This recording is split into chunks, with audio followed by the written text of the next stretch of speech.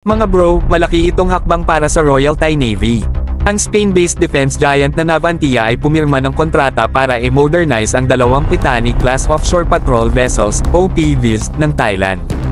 Matagal na ring nasa serbisyo ang mga barkong ito, at ngayon, sisiguruhin ng modernisasyon na magiging mas lethal at mas angkop sila sa modernong naval warfare. Hindi lang simpleng upgrade ito, bagkus, isa itong major systems overhaul na magpapalakas ng kanilang kakayahang mag-operate sa maritime domain. Ang pinaka-core ng upgrade ay ang CATIZ Combat Management System ng Navantia, isang high-tech system na kayang mag-fuse ng data mula sa iba't ibang sensors at weapons para makapagbigay ng mas mabilis at mas tumpak na situational awareness. Ibig sabihin, mas mabilis makakadetect ng threats ang mga barko, at mas maayos ang coordination ng kanilang response.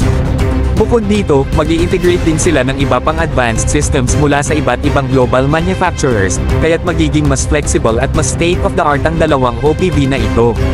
Kasama rin sa kontrata ang life cycle support documentation at training para sa mga tauhan ng Royal Thai Navy. Kung iisipin natin, mga bro, magandang halimbawa rin ito para sa Pilipinas. Habang tumutok tayo sa frigates, corvettes, at modern radar systems, dapat bigyan din ng pansin ang OPV modernization.